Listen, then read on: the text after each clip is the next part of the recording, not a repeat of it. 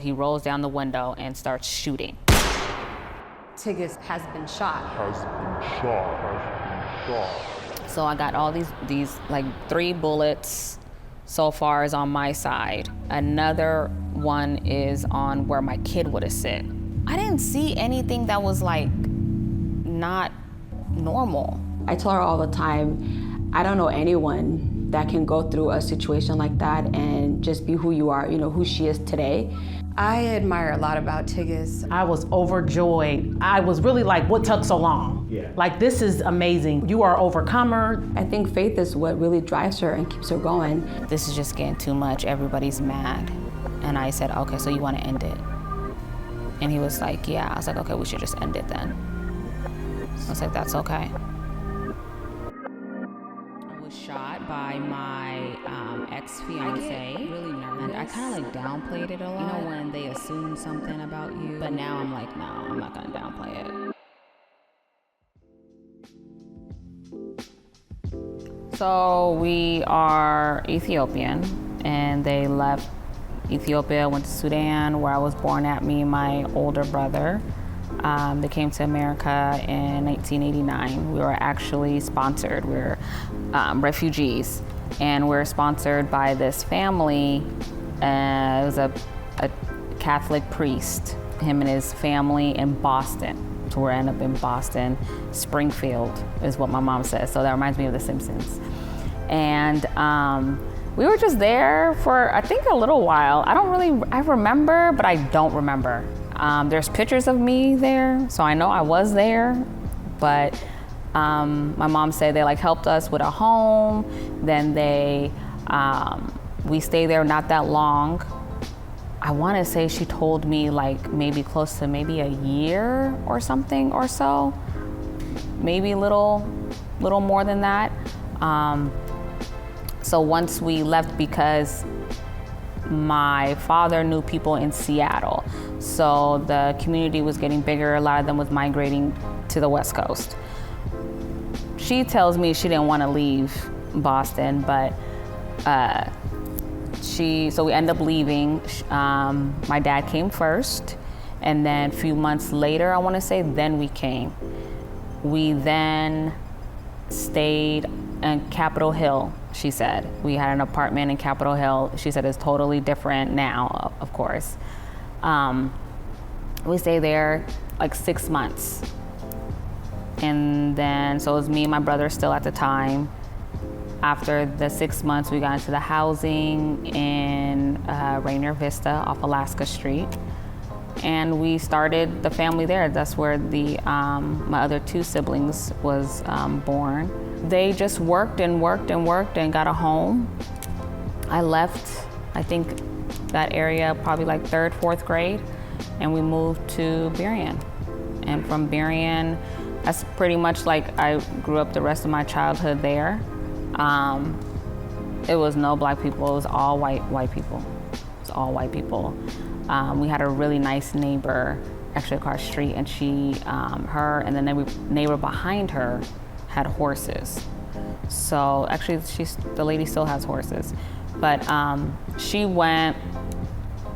they were so nice to us, and but yeah, we stayed there, went to elementary school. Then about childhood, like 12 years old, my parents split up. So then that's when the change started to happen.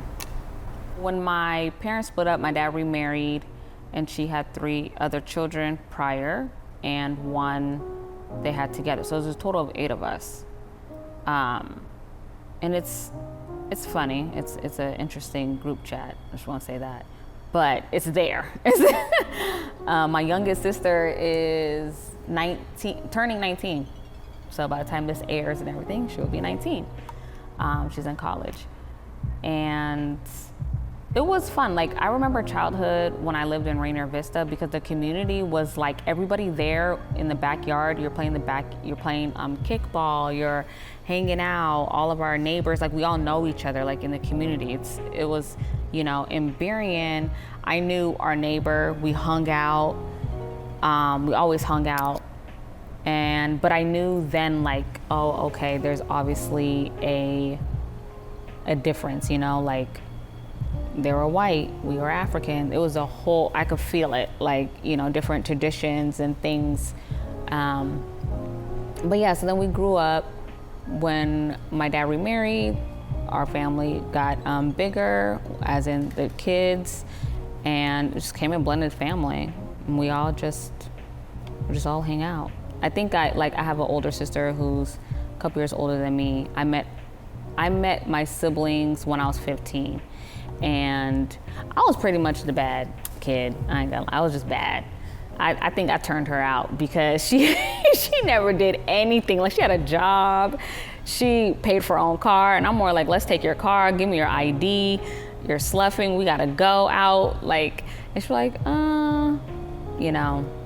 So, and they lived up north. So when our parents got married, they were trying to find a home to live, right? Because they obviously got married, so now it's a home. And I never forget, that's how I knew, my dad knew. I was like, okay, I'm the trouble kid. I took her to the south end, and they live in the north end. And I took her to my cousin's house in the apartments. And I was like, oh, come on, we're just gonna go hang out and stuff like that. And my dad called me. He was like, I need you to come back. I need you to bring her back. And I was like, okay. And I was like, come on, we gotta go back. Mind you, I did not drive. She just had a car. And if I wanted to go out, I would use her ID. Because for some reason, people thought we look alike.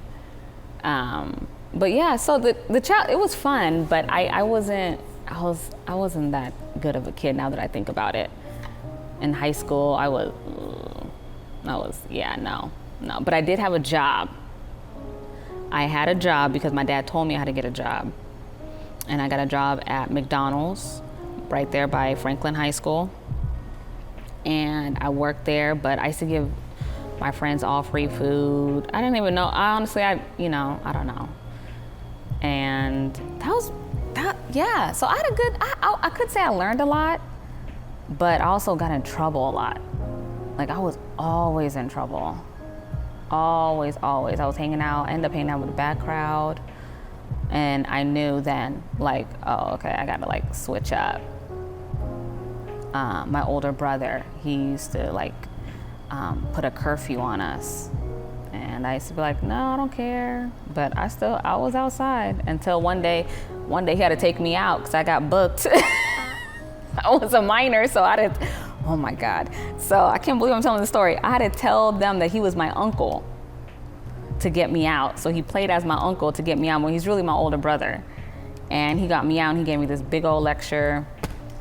And that was it. I was like, okay, I'm never doing that again. But it was childhood, it was fun. I could say I learned a lot of lessons. No, I never saw my parents like hug each other or like hold hands. I don't know if it was a culture thing, or I don't know if they just, now that I think about it, I just think they were obviously at one point, you know, together because they love each other, right? My mom was 16, my dad was a little older. And I could tell maybe back then, but I also knew like, okay, now we're together, we have children. And now that I think about it, I think there was some type of love, but I think outgrown, you know, they were almost 20 years together. So, but I never knew like what like relationships saw them, never. But I had that relationship with my dad. Like he would show me, you know, he would show me things, like, you know, but seeing them together and then even me dating, what did I do? In high school, I did date. I had my first boyfriend ever, and I was like head over heels for that man. And now I look back, I don't know what the hell I was thinking. I was like, what kind of shit was this? But I was, he finished high school. And he graduated, and I was going into, I think, my senior year or junior year. Yeah, we were at Franklin High School, and he was about he was 04, I was 06, that's how I remember. So we dated, I was my first boyfriend. I thought he was so cool because he had a car. And Yep, he had a 1985 Lincoln. And I never forget because he said something like, I don't know if that was the year he was born. I don't know. I'm not good at math. But I was like head over heels from, I was not playing with him. Like that was just my everything. Now that I look back, I knew it was just like, you know, puppy love. I would say he did teach me like, I guess that was like the real first feeling I've ever had of somebody like, oh, okay, I really like you, you know. I'm gonna be honest, I didn't take shit. I didn't take nothing because I was so young when I was with him. I think I was like, I graduated high school at 17 and I didn't take anything. I didn't even really know like how to be a girlfriend. You know, I didn't know anything. Now that I know I worked, I graduated high school, went to prom with my best friend, Abai. That's my dog to this day. And it was a group of us, we had a good time, but I don't even think I had a boyfriend after that.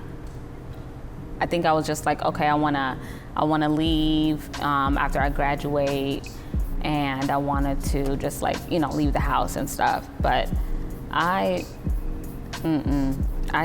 no, nothing. I did experience heartbreak, so I knew what heartbreak was with him. I was like, okay, this is how it feels when somebody hurts your feelings and when you actually like somebody. But then afterwards, I experienced heartbreak again, and that's what taught me a lot after the second time. Yeah. Damn, I'm just a bad influence. I actually left and I went to Atlanta. And we went to Atlanta because my sister and my good old friend Terry, her grandparents lived out there. So we're like, oh, okay, we're gonna go. We go to Atlanta, and I didn't date. I didn't go. We went, we hung out, and that's when I met my daughter's dad, my oldest. She's 16 now.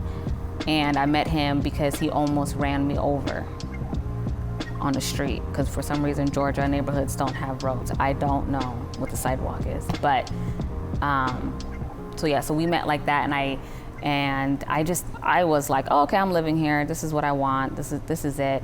Came back from the trip, worked, saved my money, decided, okay, I'm gonna go to school out there, and it's not like what I expected when I got there. We were good. We were together, we had a place and everything, but he started being abusive, like verbally, and then it got like physical. And that's when, you know, I was only 18. So I didn't really get to experience like my teens or like 18 or 19, you know. So that's when I knew then I'm gonna fight back, you know. So it's like if he would, you know, try to hit me, like we fighting. That's just, you know. But I knew I knew deep down I needed to leave, and I knew that if I stayed, I wouldn't last. Like, you know, who knows, like what could happen. I could be in the hospital, and then one day there was a big altercation that happened, and he hit me pretty bad. And I remember the police came knocking on the door. I don't know who called the police at the moment, but the neighbor, she called the cops, and she used to always see me, and she was the most beautiful woman I've ever saw, I swear. And she was young, and she was actually recently divorced. And she was like, yeah, I'm recently, but she was by herself, and her son would come and check on her and see her, and she will see me, and then she called the cops. And I remember the police, she was like, are you from here? And I was like, no. And this was like months after me living there.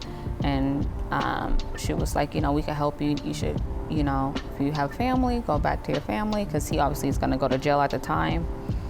And I didn't talk to my family then. The way I left wasn't like in good terms.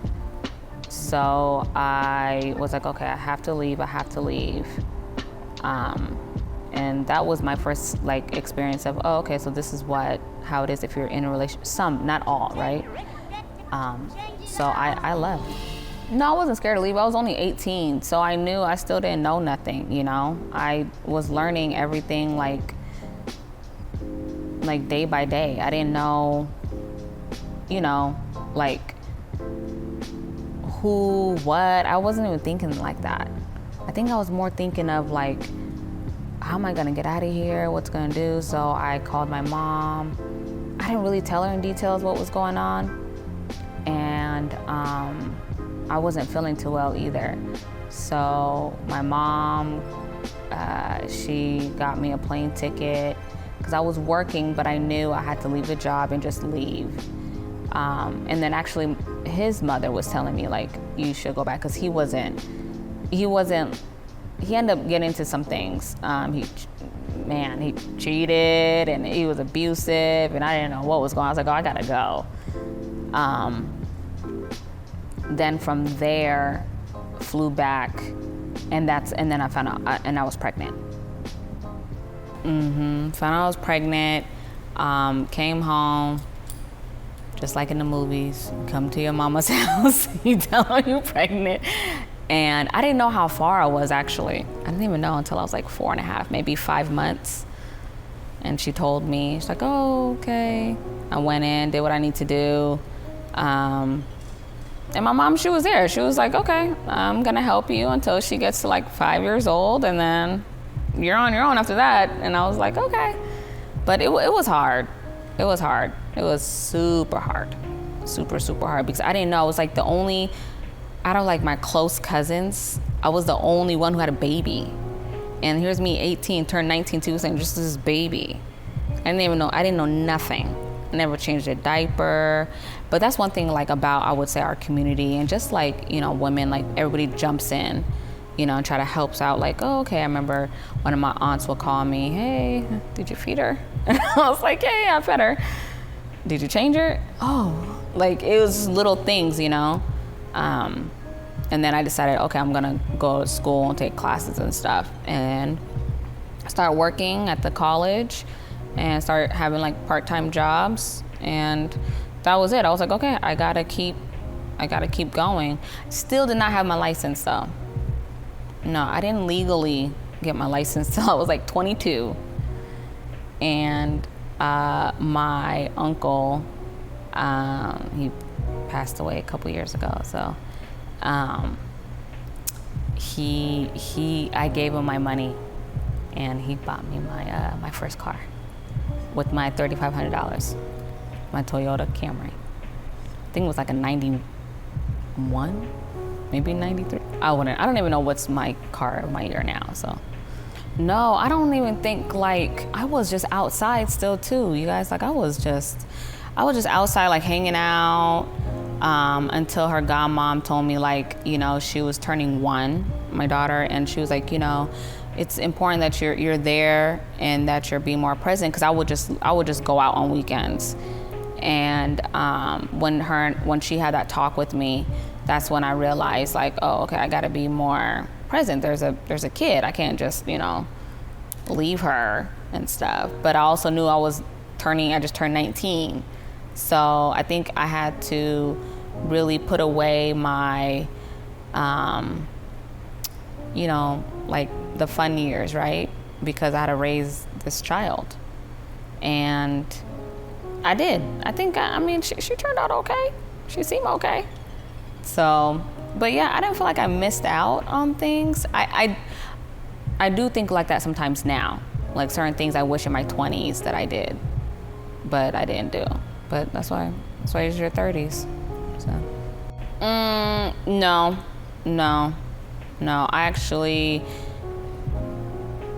I think she was about to be 3 and I was 20 at the time. She was 2 and I was 20, and then I was gonna turn 21. I met this guy I was dating. I call him white boy, because he's a white boy, but we actually ended up being really good friends. And I noticed a lot of things that he would do for me, as in like, just, you know, we would work together. He even actually helped me get my license and driving, because I had this car. And he's like, you don't even have a license. Why are you driving this car? But I didn't care. So I just drove. He taught me how to like back around the corner. He taught me how to parallel park. I was like, okay. And we were like really good friends. And then we started dating. And I think he showed me like about being friends with someone, getting to really know them. And then the dating scene happened. But I think after I hit 21, we just knew we couldn't be an item. And I knew that like I can't be in nothing serious. I think he wanted something serious, but we just knew that we're just friends. But I didn't know the definition of taking you out on a date, to like dinner, to a movie, getting dressed. We even, went on a trip. That was my first time ever. But yeah, I learned a lot, I think. I didn't think that. After that relationship, I was outside, y'all. I did not care. I was just like, okay, I'm gonna go here. And my daughter was getting a little bit, just a little older, but not too much, but she'll spend more time at my mom's and stuff. But I'll be outside, hanging out with my sisters, my friends. Didn't think anything, I literally did not think anything like that. So when I met my ex-fiance, that was kind of weird to me, because we met at my sister's college. She went to Wazoo. She invited me over to a mom's weekend. They have these mom's weekend, and you go over there, it's college parties, and I met him at a house party. And that from there, I thought, oh, okay, I could be with somebody, but it wasn't like I don't know, like it wasn't like, okay, I'm gonna marry him. It was more like, oh, okay, we could be together. And the way we met was at a party, and he knew some people who I knew as well, and we exchanged numbers. Didn't think anything of it. I was 23. And then I also didn't think about really, to be honest, like even really dating, because I had a kid. So I'm like, what, not to say it like that, it's very cliche, but if I'm gonna be honest, it was like, okay, you have a kid, I don't know about dating you, marry, especially in our culture. Like I didn't really, now that I think about it, I didn't really even think about that process, Yeah. No, it was great. We both went to, he went to Western, and we will go to different colleges for the African night. So they'll have these African nights and people performing and all this stuff. So we will go all these other ones together. And I will go visit him for a weekend, or he'll come back to Seattle in town. So it was good.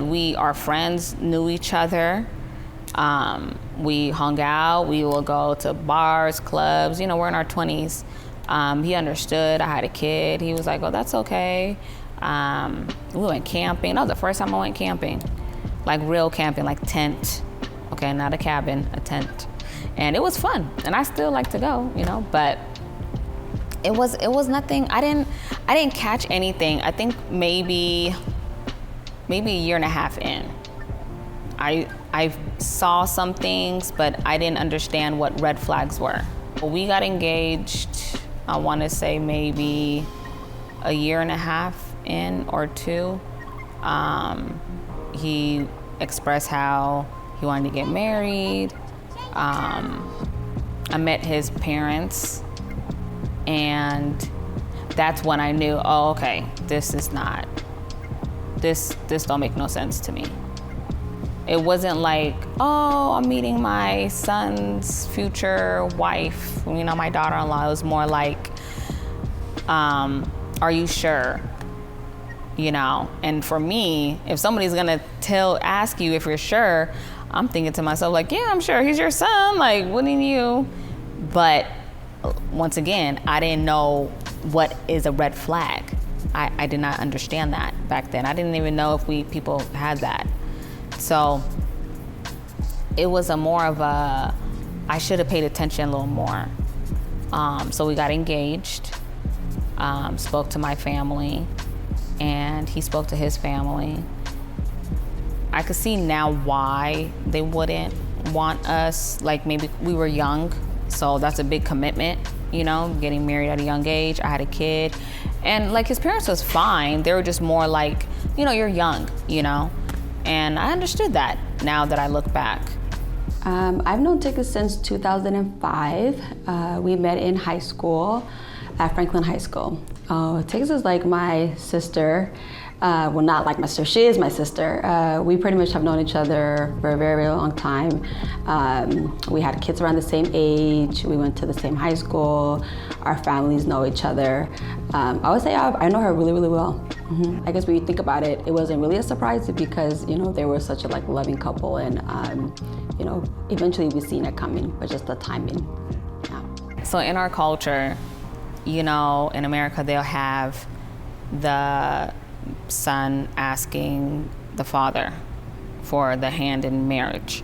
Our culture is you bring your elders with you to the house, and you bring that for permission.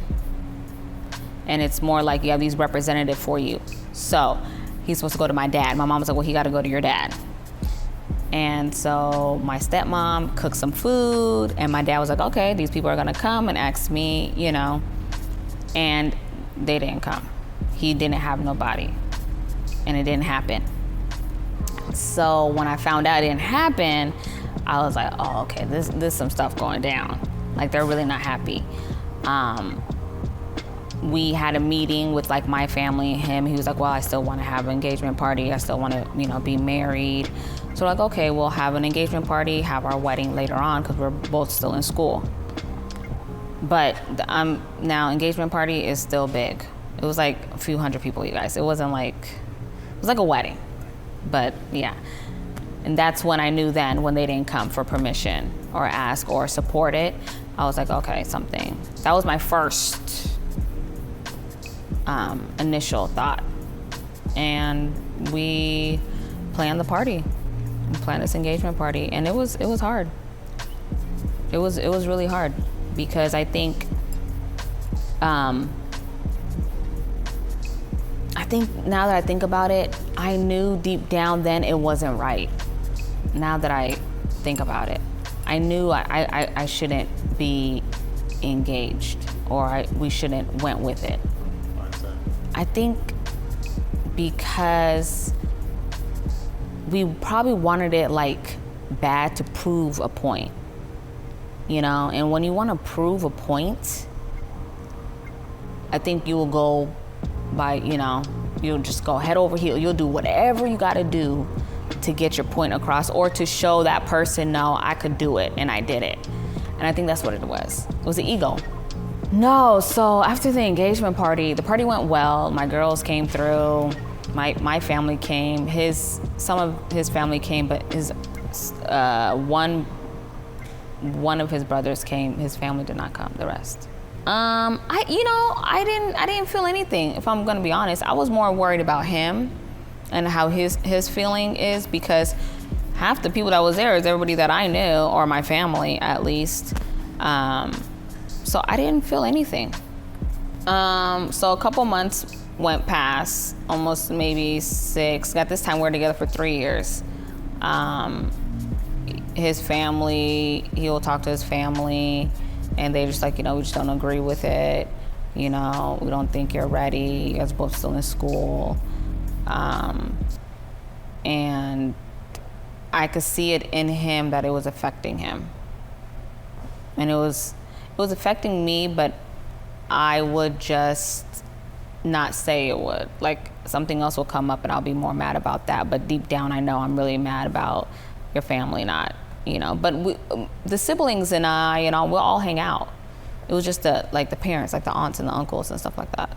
I really didn't see it. As I said, the relationship from the outside looked really, really nice, and they looked like a loving couple, and well put together. So we're together for total 3 years, and I remember we're in the car.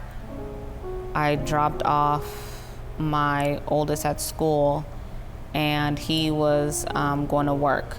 He forgot a t-shirt. So I was like, oh, is it at the house or is it back at your old place, his parents' place? Because we're still moving. And and he was like, oh, I think it's still back at my parents'. And I remember in the car, I never forget this. We're driving up the hill, because the school is like not that far. Drive up the hill, and we stop at the stop sign, because you get to either go this way or this way. And he said, this is just getting too much, everybody's mad. And I said, okay, so you want to end it? And he was like, yeah. I was like, okay, we should just end it then.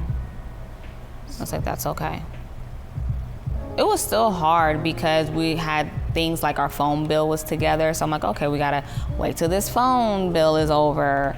But it was in July, end of July we ended. Yeah, end of July. And then I remember I was out with one of my good friends, and she was like, how do you feel? I was like, I'm okay. I mean, there's nothing I could do, you know? If it wasn't that he wasn't happy, I think it's our dynamic, you know? And one thing I would say, like, it's hard when families are not happy, you know, that you're with the person. You can either make it or break it. That's the only thing I could say.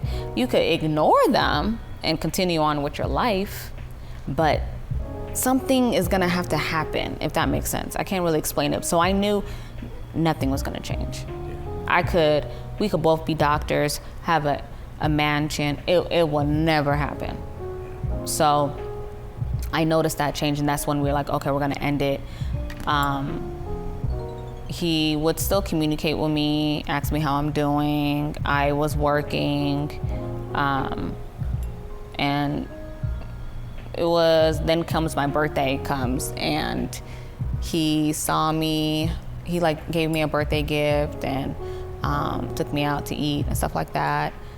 But I just stopped. It was just stuck. I'm like that. I'm very, once you're out of my life, you're dead to me. Yeah. It's a bad habit though, don't do that. Yeah. I wouldn't say that. So I didn't see anything that was like not normal, I would say. We knew that week that we were gonna meet up on a Friday our phone contract was ended. So after we pay that cycle, then you split it, you know, when they say, okay, this cycle is done. So I was like, okay, bet. So we planned that. I was at work, and I worked at this airport like parking lot, and my phone was beeping like crazy. And on your iPhones, you have that Find My iPhone. And so it was beeping, but he went in and changed it to one of my sister's names. So it's looking like she lost the phone, or I don't know. So me, like the slow person sometimes I am, I call her and I said, it's messed up, but I called her and I was like, what's wrong with your phone? Did you lose your phone? She was, how did I lose my phone? I'm talking to you. I was like, well, your name is coming up. I don't understand this. So she goes, oh, damn. She was like, this breakup is really taking you, huh? And I was like, I'm telling you, your name is on here. Like, my phone is beeping, and I didn't understand about like location. So one thing I would say, like, people with your phones, pay attention, because anybody can get in it, right? So I get off, I'm like, okay. And I see the clock is 3:30. I was like, all right, I gotta go get my my child daycare, and I'm just driving, minding my business on Pack Highway like no other day. My phone's going off, beep, beep, beep, and I'm like, okay, this girl's playing a game on me. And I go, and I remember I turn on a certain road like I always do, and I go that way because my best friend at the time lived over there. So I'll just pass. I'm like, oh, okay, just driving like regular way, and I see this black SUV coming out of her road. And at the time where she lived, she didn't live there at the time, but I just know that neighborhood. And it's coming this way, and I'm thinking, okay, just a regular car. And the roads are like, you go this way or this way. So it's like two-way stuff. And this car comes like this. And I'm thinking, maybe he's about to cut me off because I'm driving slow on my Camry. I don't know. And all of a sudden, he rolls down the window and starts shooting. So I got all these like 3 bullets so far is on my side. Another one is on where my kid would have sit. So that's where all the bullets was all on that side. I remember I yelled his name out, and I was like, what are you doing? Like, I was in shock. I never, I've been seen stuff, but not to be like, when you're actually in it, it's a whole nother thing. So I just was like, okay, I gotta get out of here. So I just drove, hit that corner, I stopped, and I knew if I go where the driver's side is, he's gonna kill me there. So he came out going to the driver's side. I went the other way, and then I went around and I just start going backwards. Start running, and that's when he started shooting while I was running. Then that's when me and him was face to face with the gun. That's when I knew then. I was like, okay. It's more of a flash before, anything happened. It's like, you don't know really what it is when they say like life and death. That's it. I was like, okay, this is it. I'm about to it's a wrap. That's literally what I was thinking. I couldn't even really think, to be honest with you. And I think also like knowing that I was going to lose my life. My kid is gonna not have a mom. My mom is gonna go crazy. My dad, my siblings, But when he shot me straight at point, and then I got up. He actually picked me, lifted me up, put me against the fence, and tried to shoot in my head, but it got stuck. And a voice was like, okay, you gotta hit him. This is your time, you gotta hit him. And I was like, I can't hit him. I'm thinking I can't hit this guy. And he went to reload. He was trying to fix it. And I hit him, and we were fighting. And we got a little tussle, and he got back up. Somehow he fixed it, I don't know. And I was running across the street, and he shot me again. And once he shot me again, I was just running, and I'm just like holding, my side, because he shot me twice. Over here is what I got hit. And I see my sister driving on that same road. It was her day to pick up my mom. And she pulled over like, why are you running in the middle of the street? Like, she was so confused. And I was thinking he's gonna go to her because he started walking towards her. So I got in the middle of it, and she yelled his name to distract him. And I was walking up to this house that was across the street. And there was people that was witnessing. This was daylight. This is probably like 4 o'clock in the month of September. So it still was bright. And once that happened, I remember I saw a jogger. I saw another man driving. He stopped and was like yelling. I'm like, what are you doing? What are you doing? And I remember the lady that was jogging, she was recording. And the guy's on the phone. Another lady was like, he's gonna kill her. Like, somebody needs to come. And my sister yelled his name again, and he froze because he was walking up towards me to the house, because he was gonna kill me again on the doorstep. That was it. And once he stopped, he hopped in my car and he drove off, because the car that he was in ends up across the street in somebody else's yard. It rolled backwards. Once he drove off, it was like, they said like 45 minutes chase. This lady, her grandson was like, let her in, he's gone. And he opened the door. She's on the phone with 911. They put me on the couch, and he grabbed the blanket. And to this day, I was trying to figure out why he grabbed the blanket. But I'm thinking maybe he's thinking like, I'm cold, he's holding me. I don't know. But he was only 8 too. So he was very he was just there. Yeah, he was just, that kid, man. And the EMT comes, and they got me in. And I remember they were asking me so many questions. And this is what, now that I remember a lot more things, I never got that many asked questions. I'm over here bleeding. And the EMT was trying to hold, it was just all over. I was still in my work clothes. And it was just coming out. And they were trying to hold everything in, and I kind of dozed off a little bit. And I just remember the guy's like, no, I need you to wake up. And I'm just like, I can't wake up. And then from there, I got to the hospital, and it was Harborview. I was in my parents' house, and my mother came up to me and said, Tigest has been shot. And I'm like, what do you mean? Who are you talking about? Like, it was kind of like in slow-mo in my mind. I'm trying to put the pieces together, and it kind of like finally clicked in my brain. And I was just like, wait, what? Is she okay? Like, where's she at now?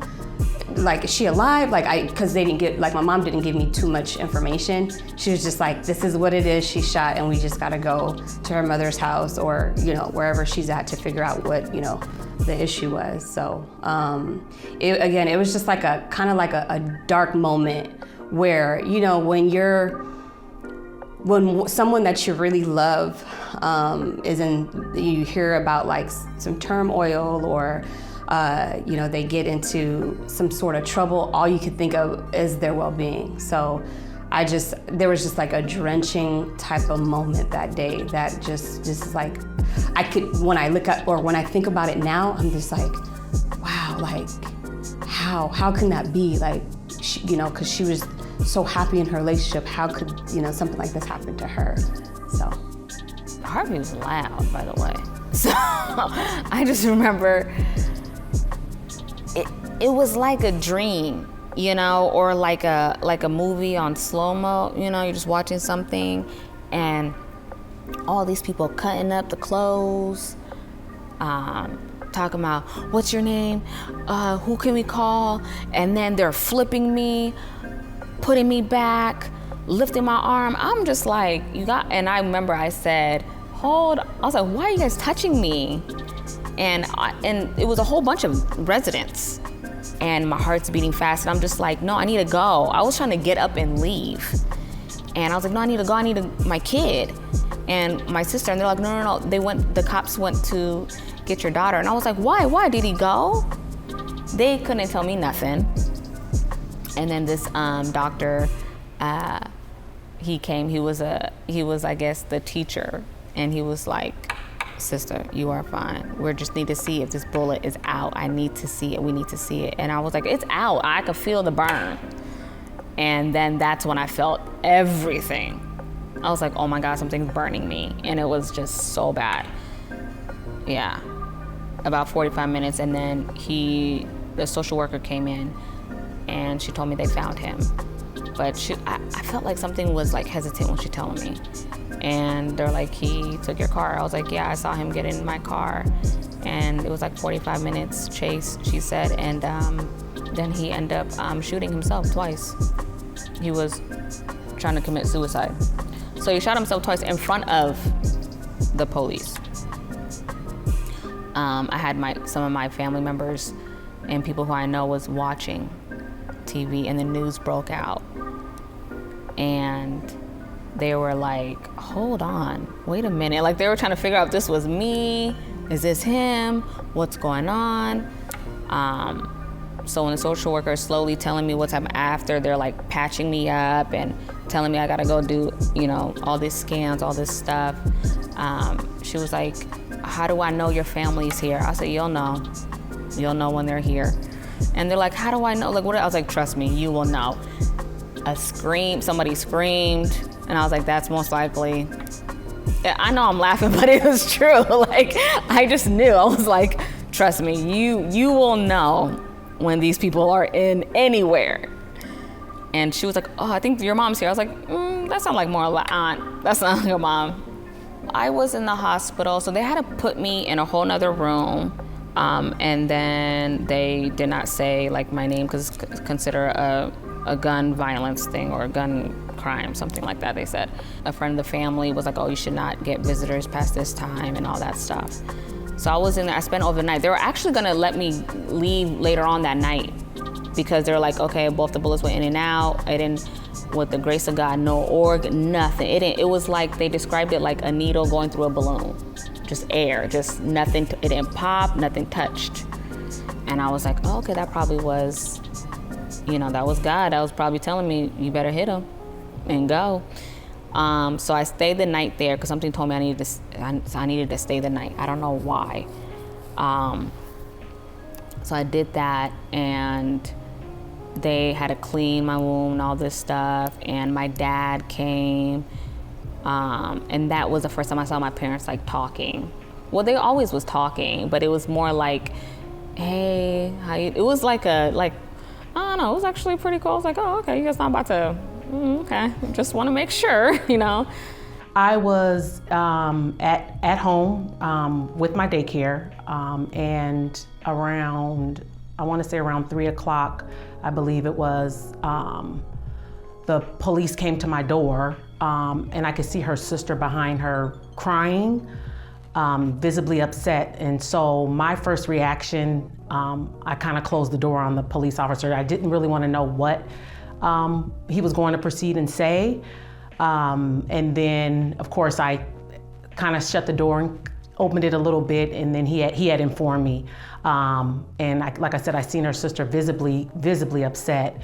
And I had her daughter with me. I had Faith with me. And so they said that she was rushed to the hospital. Is there any way that I can keep Faith? And I said, of course, you know, I can keep her. And my first reaction was just to pray for her well-being at that time, and that she pulled through. And I didn't want to give the information to Faith, her daughter, at the time. So we just reacted normal. We had a function that night at school that I took her to because her and my son were in the same class. And I just tried to do everything as normal as possible, and just kept getting updates from the family. So that's for me. So when I got home, we had family that came,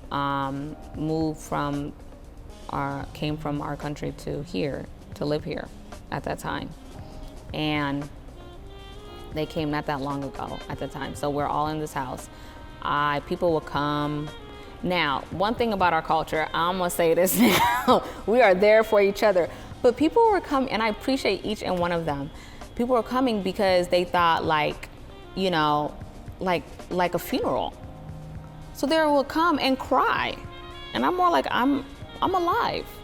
But I say this, I love my culture, you guys. It's a good thing. But I had to like sit back, and I didn't understand that. I'm like, no, I'm alive. We're not gonna be crying. But it was more like, I'm sorry this happened to you. Now that I'm like visualizing and thinking as I'm talking, I could tell it was more like that. So I was like, okay, but I was at home for 10 days, and then I went back to work, patched up and everything. There was a dinner that was planned for a friend of the family's birthday. Was there, patched up. I even saw my lawyer there. And once I went to work, everybody was like on pins and needles. They're like, oh my gosh, she's going back to work. And I'm like, yeah, I'm going back to work. And my mom was like, are you sure? And my boss was like, you don't need to come. You could wait like a month and take time. I was like, no. And I drove that car that got shot in. They brought back my car. I think it was the biggest mistake I've ever made. Why is that? I didn't really,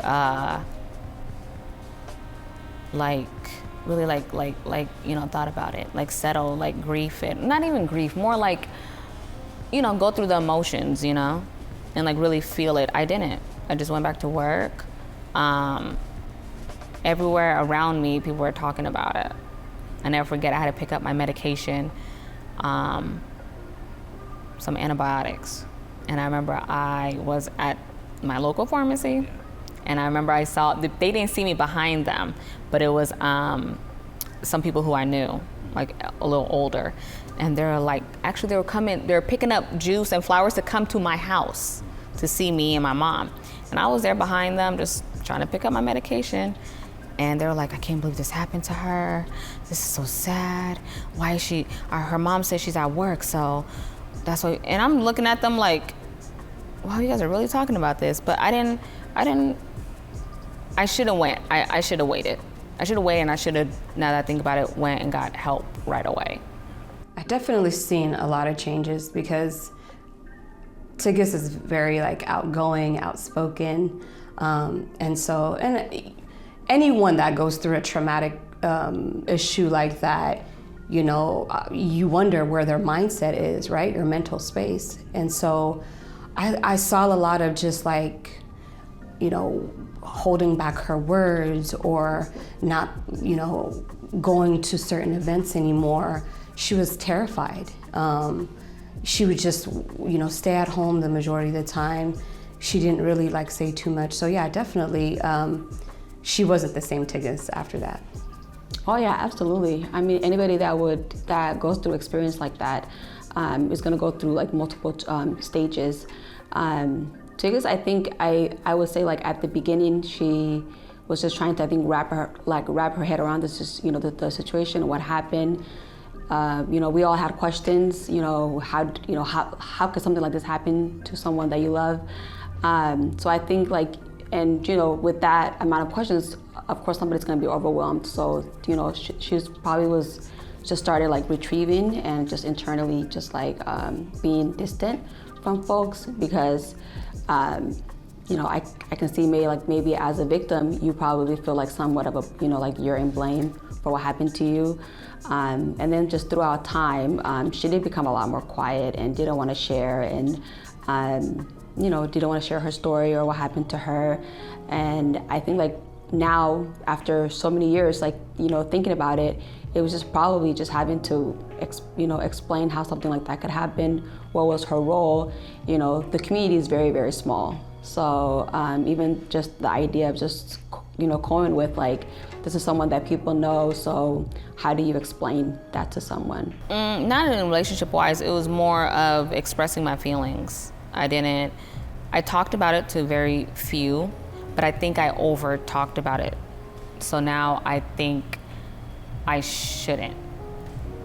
I did, but maybe at a different time because I should have considered their feelings, and I talked about it for a good minute, and it was understandable why I was talking about it, but after a while I just shut down. I didn't talk about it. Nothing until I think I went back to church. Yeah, because after me, 2 other people passed away. One, I want to say one was due to gun violence, one was an accident, and I was going to their funerals. Were they people you knew? Yeah. Yep, it was right after me. So imagine it will be me, then them, one. It was 3. It was crazy. So I was visiting their family because they lost. And I could have been one, so that's when it hit me a little bit, oh, okay, I got lucky. Yeah. I think to definitely follow your passion, a lot of things, your faith, whatever it is, whatever you believe in. I think also you got to give people grace sometimes, You have to give people grace, and I think you just enjoy, just be, and then I think I learn more now, even, I would say now I learned, but a couple years ago, because even after that incident, just maybe 8 months to a year, I got into a relationship, and I have my daughter, my second daughter, but I learned even that too, just to be more happy, and you have to heal before you get into anything. I would say that's the number one thing is healing and making sure that you're okay. Yeah, because I always had a journal, it was a journal. And then I will tell one of my good girlfriends, I'm like, oh, I just wrote something. And she was like, why don't you make your journal into a story? And I was like, no. And I just wrote it, and I had it in my laptop for a really long time. Then I went to therapy. I finally went to therapy. And this is how you know something ain't right with me. I was going to therapy because I was like, okay, I got 2 kids, single mom. I need help with my mental stage. And I'm in therapy, and she actually was a Christian woman, but a therapist, spiritual stuff. And so I went and talked to her, and I'm thinking it was about me being single now out of my last relationship, but I actually figured out it was really from when I got shot. I never talked to anybody about it. Never. And until she asked me questions, and she was like, wait a minute, time out. She was like, did you even heal? Did you forgive him? Did you forgive yourself? And I was like, oh, I didn't even talk about that. So I just wrote. She told me to write. So so when court didn't happen for like a year, and I did not tell any of my family members. I think they still kind of mad, but it's done now. But I didn't tell nobody. Nobody came with me besides one person. And that was a church, this girl I knew at church. She's like, no, I'm coming. And I was like, okay. I went, and now that I look back, I wish I had them there. Because, when you're in court, you could see somebody go to trial. You see somebody, right? But when you're actually that person, that's a whole nother thing. You don't even know like what to do. You don't even know how to feel. You don't know like the reaction, but I remember they had extra guards there. I remember his family. And I remember he wrote me like a 2-page letter, like apologizing. You never did anything to me. I'm sorry. And I wrote him a letter too. I said, I had to forgive him, but I didn't know what forgiveness was until like maybe a couple years ago, when I truly, truly had to forgive him. Not just to move on, I would say to make me a better person. If I didn't like forgive him, I don't think I will be a better person. I think it's like holding on to like, a bad breakup, and you'd be like, that. But it was more like, I had to do it. Yeah. And I think that was like the biggest blessing I've probably ever received, now that I think about it. No, I didn't have relief yet. Cause I didn't realize I was grieving. Different types of grief, And I think you grieve because, you miss, he's like my best friend. So, yeah. But that's it. I think just like being joyful and really living like in your present moment, Why? Because, like when they say like tomorrow is not promised, that's like true. But I think I look at it more like, I don't know, how people say like death, you're always gonna grieve the person, but when you forget them, that's when they're really gone. But it's more like, okay, you move on, you accept. I think it's more like now my next chapter is more like, what can I do now to, just bring awareness, and that it's okay if you're not okay, Probably also like help other women who's like quiet. There's a lot of women who like, who survived, or they don't really say much and they're quiet. And I think that's like the biggest thing. So my faith had a big part of my life, or even right now. It didn't really happen right away. So I was always going to church, especially with him, we'll go to church. And after all that happened, I had really bad, so I had dreams, but it was like a repeat, but the dream was I was in my car. And I remember, I didn't know why, I thought I was going crazy. I used to tell my mom, she's like, oh, just pray. And I'm like, nah, I'm not sleeping, you guys. Like, I think somebody's trying to get my attention. So I went to church. Me and my sister was actually on a church hunt, and we went to like Mount Zion. We went to, we met actually somebody there, like good friends now. Then they told us about the church by side the road. So I go there with Proctor, and I remember I had a meeting with him, and I told him about my dream. And I was like, I have this dream, and it's keep going and going. I think I'm going crazy. And he was like, no, maybe he's trying to talk to you in your sleep because you're not paying attention while you're awake. And I was like, yeah, I'm busy. Why would he? No, I don't need nobody coming to talk to me when I'm awake. And I'm driving? No. I was like, no. But he told me, no. He's like, I don't think you're understanding what I'm saying. And we had I think 2 meetings. And he told me, he was like, maybe just listen to what he's trying to tell you. And I'm like, who is he? I'm trying to tell you what my dream is, and I can't get out of this dream. And the dream was, it was in my car where I got shot in, and the car was upside down. Now this car is upside down, and I'm upside down, and there's this man. And I remember the first dream, I had a white towel. And y'all gonna think I'm crazy, but this is true. So I had a white towel, and he's like, give me the towel. And I was like, no. And I was telling the pastor this. He's like, did you give him the towel? I was like, no, I'm not giving him a towel because I don't know the man. And he was like, but you gotta trust him. So I finally gave him the towel, and in the dream, I gave him the towel. And then he goes, oh, now you're listening to me. And I was like, oh, I said, oh, you look familiar. And I remember he was like, oh, I'm here for you. And I was like, yo, you were there, I remember you. Because when I got shot, the cops asked me, how did I get away? So there was like, the bullets was like this in circles, like 6.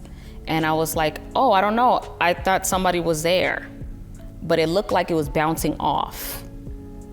So I was like, yeah, he was there. I was trying to explain to the cop, or the lawyer at the time, he was like, no, I don't think you understand. I don't think you understand how this works. So that actually showed me a visual, like if the bullets are coming to you, it will hit you, but it's not hitting you. And I was like, well, I don't know what to tell you. It was between me and the man. I don't know what to tell you. And I remember, and I had one more dream, and I was like, oh, okay, you were there. And I went and I told my pastor when I was at the church. I was like, oh, okay, I know now. It was him. He was protecting me. And he was like, he's there. I was like, yeah, I gave him the towel. He was like, yeah, you threw in the towel. So that's when I was like, okay, I gotta kind of pay attention. I'm not saying I know the Bible, because I do not, but the stories are pretty dope. But I just don't know it all, but it's there.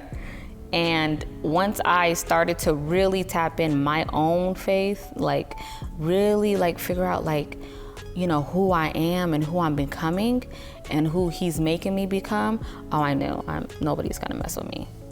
And I think I've overcome a lot more things now with that journey of just having that time, you know, with God in the morning or at night, or just like my time, you know, just going working out and I'm listening to something, or going for a walk and just reminding myself, you know, that he's been there the whole time. I just never gave him the towel.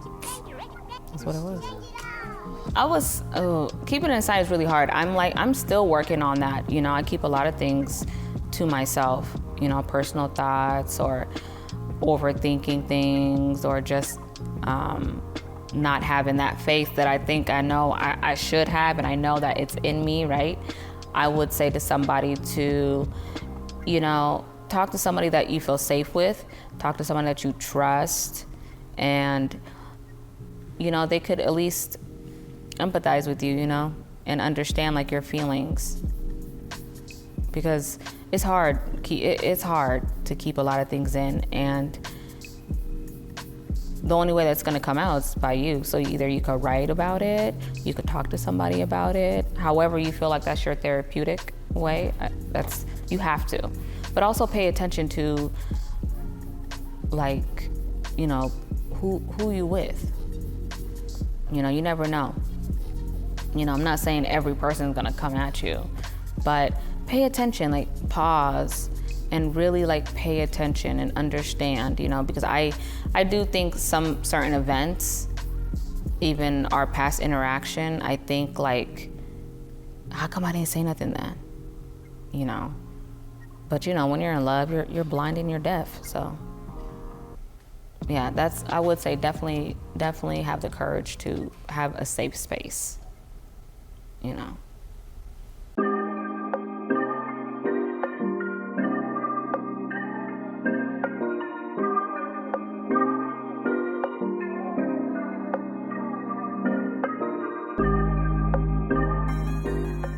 I'm pretty sure it was a normal routine because my son was with me. So it was a normal routine. We're in our home, just getting ready for our evening, getting whatever, our day basically, you know, getting things ready, getting him ready, and just doing the things that were needed as a mother with her son. And I'm pretty sure he was needing me to do homework or something with him, preparing dinner in that course of the evening.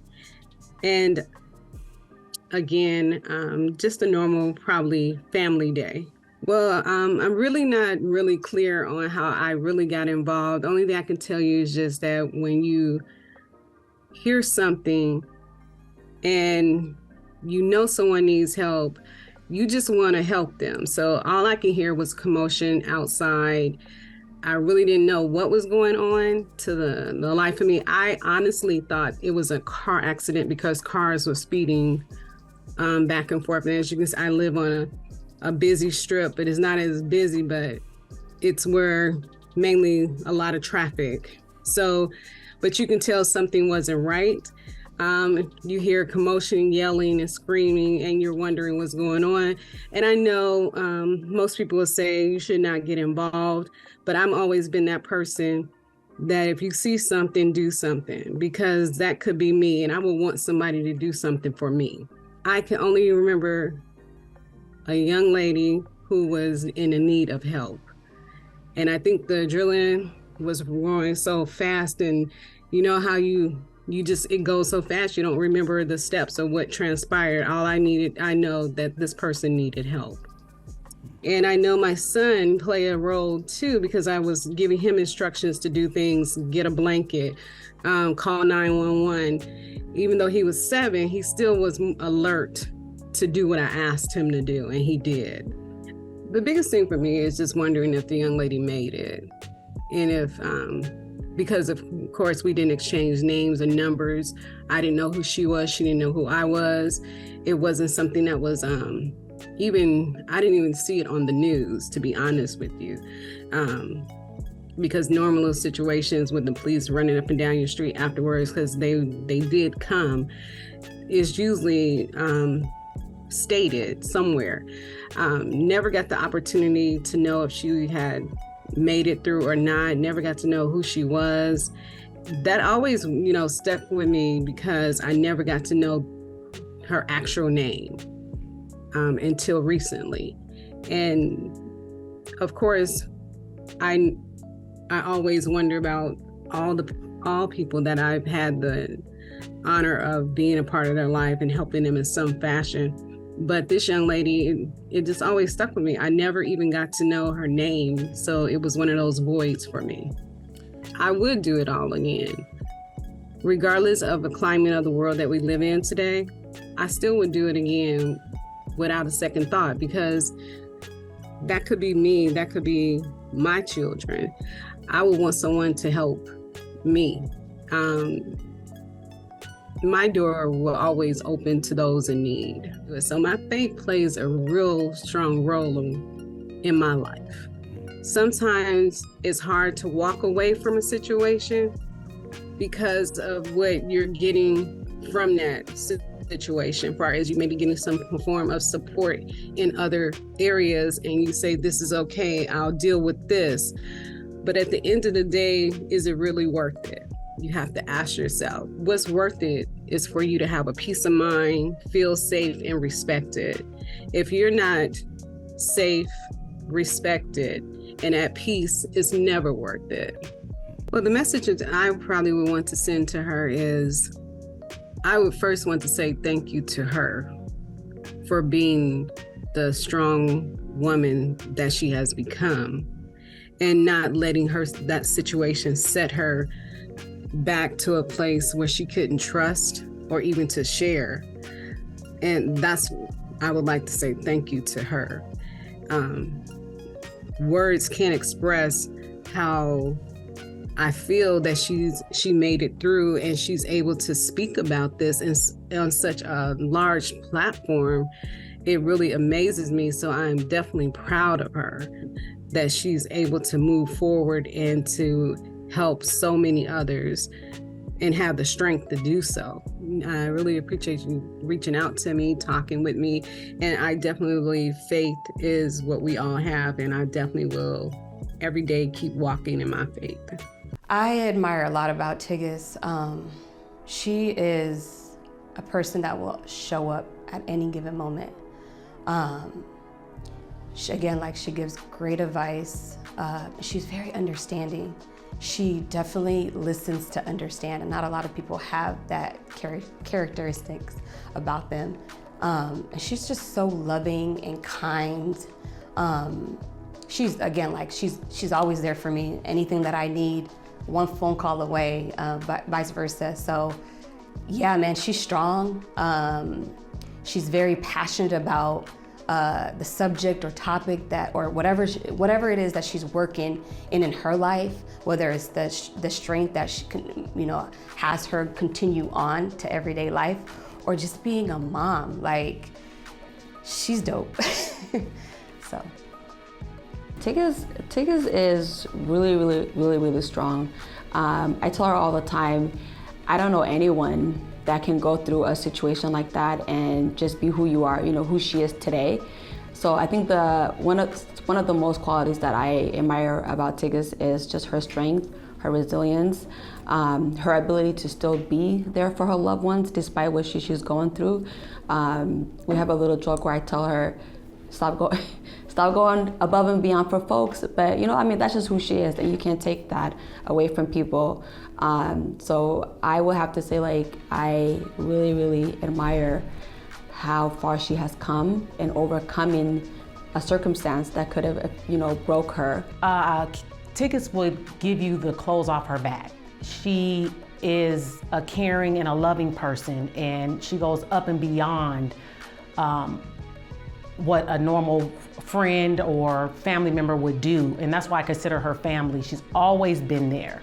Again, even in the midst of the situation that happened, we've always kept in contact. She's not afraid to pray. We prayed together. So I consider her a spiritual sister. And I believe she's just a fighter, and she won't give up. She will not give up. She will persevere. And that's why we continue to be close as friends and as family. She is always willing and able to help. She has a caring personality, but mainly she's a fighter, and I believe that's why she's here today.